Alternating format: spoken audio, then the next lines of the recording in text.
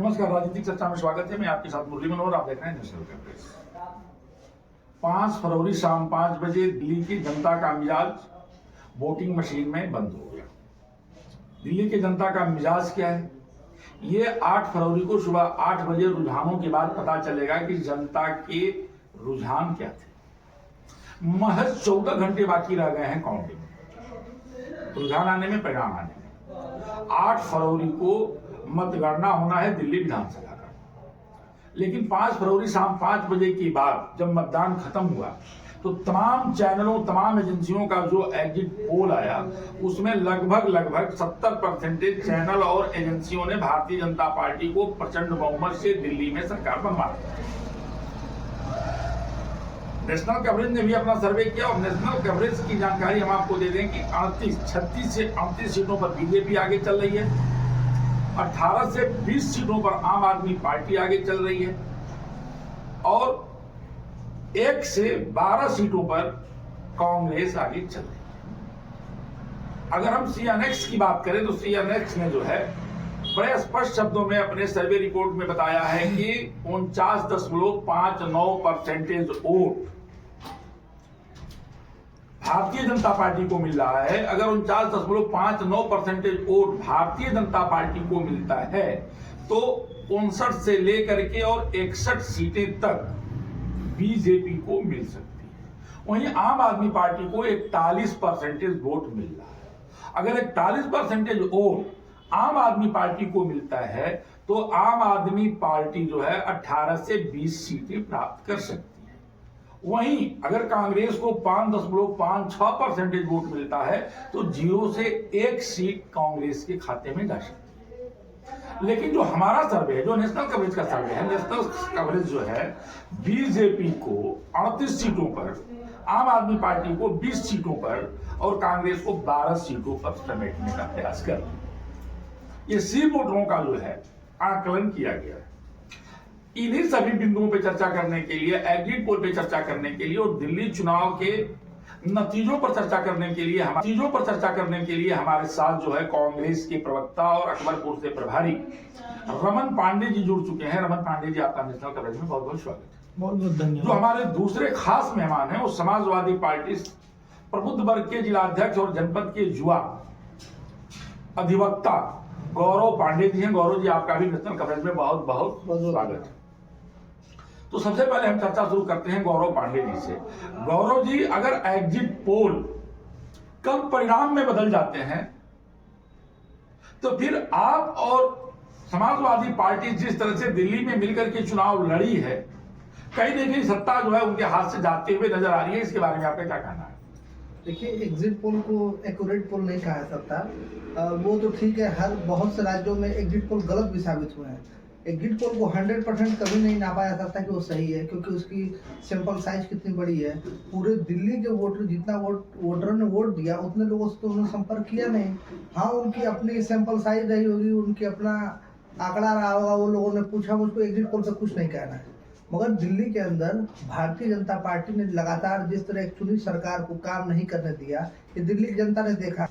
और भारतीय जनता पार्टी तो शुरू से यही चाहती है, जहाँ भारतीय जनता पार्टी की सरकार नहीं बनती वहाँ सरकारों को गिराना, अगर सरकार गिर नहीं रही है तो उसको कैसे काम में बाधा करना। ये तो भाजपा की आदत है। वहाँ केजरीवाल जी ने शानदार काम किया है, चाहे वो स्कूलिंग का काम हो, चाहे मोहल्ला क्लिनिक का काम हो, और बहुत सारे अधिकार के जो केजरीवाल जी के पास नहीं थे किया। तो दिल्ली की जनता ये सब देखी है, सुविधाएं उन्होंने बढ़ाई, महिलाओं के लिए बस की सेवा फ्री की, ऐसे तमाम योजनाएं हैं। इन तमाम योजनाओं के बाद भी जनता, दिल्ली की जनता का मिजाज बदलता हुआ नजर आ रहा है। सत्ता परिवर्तन की तरफ जो है बयार वही है। ये भारतीय, अगर एग्जिट पोल देखा जाए तो एग्जिट, मैं भी मानता हूं कि एग्जिट पोल परिणाम नहीं हो सकते हैं। ये भारतीय जनता पार्टी की आदत है कि जिस स्टेट में उनकी सरकार नहीं बनती वो पहले हल्ला करने लगते हैं। मगर दिल्ली के अंदर दिल्ली के लोग फिर एक बार आम आदमी पार्टी की सरकार बनाने जा रहे हैं और वहाँ भारतीय जनता पार्टी इस बार फिर बुरी तरह से हारने जा रहे हैं। रमन जी, एग्जिट पोल अगर परिणाम में बदल जाता है तो कांग्रेस को तमाम चैनलों ने 0 से 1 सीटें दिखाया है, 5 से 7% वोट दिखा रहा है। कांग्रेस की तैयारी नहीं थी या कांग्रेस को जनता ने नकारा है? दिल्ली भारत की राजधानी है और वहां से ढेर सारे संदेश जाने हैं। देखिए, सबसे पहले तो आपने एग्जिट पोल, इधर आपके 2 चुनाव हुए हैं, महाराष्ट्र और हरियाणा लोकसभा का चुनाव जो 2024 का हुआ। उसके बाद से जो प्री पोल आते थे, एक तरह से इस चुनाव में किसी ने प्री पोल नहीं दिया है। एक मतलब लोग डर गए कि जब से लोकसभा के चुनाव में ये कोई 400 पार, कोई 300 से ऊपर की सीटें दे रहा था, तो प्री पोल तो इस बार नहीं हुआ है। लोग मतलब इस तरह जो एक आंकड़ा देते थे कि फला इतनी सीट पा रहे हैं, फला पार्टी इतनी सीट, यह बंद हो गया।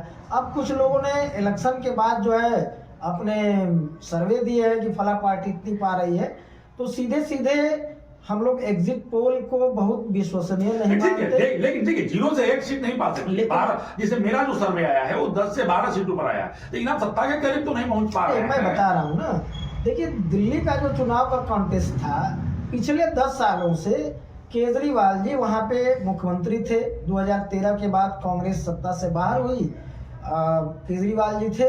लेकिन आप देखिए कि केंद्र में सत्ता 2014 में आती है, अभी तक केंद्र की सत्ता है, केजरीवाल जी मुख्यमंत्री थे। और यह दोनों पार्टियां, भारतीय जनता पार्टी और आम आदमी पार्टी, एक दूसरे पर आरोप लगाती थी। केजरीवाल साहब कहते थे कि हमें लेफ्टिनेंट गवर्नर काम करने नहीं देते हैं, जो हम फैसले देते हैं उसमें लिंगारान होता है। तमाम एक दूसरे में न्यूरा कुश्ती जो है चलती रही, और दिल्ली की आम जनता जो है वह पिसती रही। यानी जनता ने इसीलिए तय कर लिया कि ऊपर भी बीजेपी और नीचे भी बीजेपी।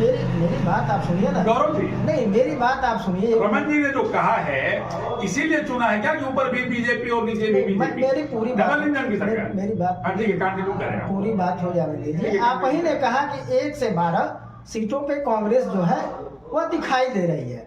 पहले हमें 2020 का चुनाव हो चाहे 2013 का चुनाव हो, कांग्रेस को लोगों ने दिल्ली के आम जन के मस्तिष्क से बाहर कर दिया था। लेकिन आज कांग्रेस पूरे दिल्ली में चुनाव लड़ती हुई, हमारा मत प्रतिशत, हमारे शीर्ष नेतृत्व और हमारा एक एक कार्यकर्ता आज दिल्ली के सभी सीटों पे मजबूती से खड़ा दिखाई दिया है। आज उसका परिणाम है कि चाहे वह सी वोटर का सर्वे हो, चाहे चाणक्य टुडे का हो, यह सारे लोग कांग्रेस के मत प्रतिशत में बढ़ोतरी दिखा रहे हैं। अब रही बात रिजल्ट की, तो कल का दिन हमको आपको इंतजार करना चाहिए, देखना चाहिए कि हम कितनी सीटें पाते हैं, और भाजपा आम आदमी पार्टी। लेकिन एक चीज है कि दिल्ली की जनता इस बार बदलाव चाहती थी। आप किसी का सर्वे देखे होंगे, तो बदलाव में कांग्रेस भी तो विकल्प थी, कांग्रेस भी तो सत्ता में आ सकती थी कि बीजेपी विकल्प थी। गौरव जी, आपके साथी रमन पांडे जी कह रहे हैं कि दिल्ली की जनता बदलाव चाहती थी, लेकिन वहां बीजेपी जीतते हुए नजर आ रही है। गौरव जी, किस बदलाव की बात हो रही है? कांग्रेस पार्टी का हाल इस समय ऐसा हो गया जैसे अंगूर ना मिले तो खट्टे हैं। कांग्रेस पार्टी देश की सबसे बड़ी विपक्षी दल है, इसमें कोई दो राय नहीं है। भिन्न भिन्न राजनीतिक दलों से आते हैं, और कांग्रेस के बिना विपक्ष की भूमिका नहीं बन सकती। इसको मुझे आपके चैनल पर कहने में भी कोई गुरेज नहीं है। हम सभी लोग छोटे दल हैं और राज्य स्तर के दल हैं, हम लोग राष्ट्रीय दल नहीं है। मगर जहां कांग्रेस कमजोर है और जहां क्षेत्रीय दल बड़ी है, वहां कांग्रेस को भी बड़ा दिल दिखाना चाहिए। आप बड़े कांग्रेस को बड़ा दिल दिखाना चाहिए, बड़े भाई की भूमिका चाहिए। दिल्ली के अंदर क्या ऐसी मजबूरी थी कि आप गठबंधन नहीं कर पाए? आप बड़ा दिल दिखाते। हम धन्यवाद देना चाहते हैं कांग्रेस का कि यूपी के उपचुनाव में मुल्कीपुर में हमारा साथ दिया। बाकी उपचुनाव आपने बड़ा दिल दिखाया, विधानसभा चुनाव में हमारे राष्ट्रीय अध्यक्ष जी भी बड़ा दिल दिखाएंगे। क्योंकि जब दो दल आपस में मिलते हैं तो केवल दो दल नहीं मिलते हैं, ऊपर से नीचे तक पूरी कार्यकर्ता मिलते हैं, सभी मिलते, सबकी भावनाएं लगी होती है। मगर जो चीज उत्तर प्रदेश में हो सकता था वो दिल्ली और हरियाणा में भी हो सकता था। इस बात को सोचना पड़ेगा कांग्रेस को कि आप बड़े हैं तो आपकी भूमिका बड़ी होनी चाहिए। देखिए, मैं एक चीज स्पष्ट कर देना चाहता हूं कि चुनाव लड़ना, गठबंधन की क्या प्रक्रियाएं थी, इंडिया गठबंधन का क्या स्वरूप था, किन चुनावों में था, उस पर चर्चा बहुत हो चुकी है। तमाम दल के नेता जो यह गौरव जी कह रहे हैं कि बड़ा दिल दिखाना चाहिए। आप ये बताइए, गुजरात में कांग्रेस ने क्या किया, गोवा में क्या हुआ कांग्रेस के साथ? तो कांग्रेस जहां मुख्य विपक्षी पार्टी थी, आज जो है, आज गोवा में किसकी सरकार है, गुजरात में किसकी सरकार है? कौन जाके वहां जिसके पास एक विधायक नहीं था, जो पार्टी वहां एक जनाधार नहीं था, तो क्या वहां चुनाव लड़ने चले गए? आपको तो यह सोचना चाहिए 2013 तक वहाँ कांग्रेस सत्ता में रही। 2013 तक शीला दीक्षित जी वहाँ 15 साल मुख्यमंत्री रही, तो क्या उसको छोड़ दे कांग्रेस वहाँ चुनाव लड़ना? और दिल्ली में तो गठबंधन की बात आप कर रहे हैं। दिल्ली में तो सबसे पहले केजरीवाल जी ने ऐलान कर दिया कि हम किसी पार्टी के साथ गठबंधन नहीं करेंगे। उन्होंने अपने उम्मीदवार उतार दिए। तो तालियां दोनों हाथ से बजती हैं, तालियां दोनों हाथ से बजती हैं। गौरव जी 30 सेकंड में हम आपसे खलवान ले लेते हैं। अगर दिल्ली का चुनाव परिणाम एग्जिट पोल ही अगर परिवर्तित होता है तो अगले भविष्य की राजनीति क्या होगी? देखिए, मैं तो एग्जिट पोल के निर्णय पर कुछ नहीं कर सकता। इसके लिए तो कल तक इंतजार करना पड़ेगा कि कल सरकार किसकी बनेगी। मुझको पूरा विश्वास है कि वहाँ आम आदमी पार्टी की सरकार बनेगी। रही बात अगर किसी भी तरह इंडिया गठबंधन में कोई कमी है तो ये हमारे दलों के बड़े नेता तय करेंगे। और जाहिर सी बात है, कांग्रेस के हमारे साथी ने कहा वो तो ठीक है कि ताली दोनों हाथ से बजती है। 30 सेकंड में समय खत्म हो गया। 30 सेकंड में आप अपनी बात पूरी कर लीजिए कि अगर 5.7% से कम कांग्रेस को वोट मिलता है तो कांग्रेस को क्या करना चाहिए? देखिए, हमारा पिछली बार के चुनाव में 4% वोट प्रतिशत रहा है। इस बार हमारा मत प्रतिशत कल संदीप दीक्षित जी ने, वहाँ के प्रदेश अध्यक्ष ने, यह लोग उनके पास जो रिपोर्टें आ रही हैं कि कांग्रेस का अच्छा परफॉर्मेंस होगा, 12 से 15%, 17% की प्रतिशत में कांग्रेस जाएगी। और कुछ सीटों पे हमारी कड़ी फाइट है। 15-20 सीटें हैं ऐसी कि जहाँ पे अच्छी एक लड़ाई कांग्रेस पार्टी लड़ रही है। और मुझे पूरा उम्मीद है कि कांग्रेस पार्टी का वहाँ पे बेहतर प्रदर्शन होगा। अब सरकार किसकी नहीं बन रही है, कौन बना रहा है, आपको कल तक इंतजार करने पड़ेंगे। तो दोनों हमारे जो है नेता कमोबेश एग्जिट पोल को नकार दिया है और कहा है कि कल तक का आपको इंतजार करना पड़ेगा। फिर हम कल हाजिर होंगे ठीक 9 बजे।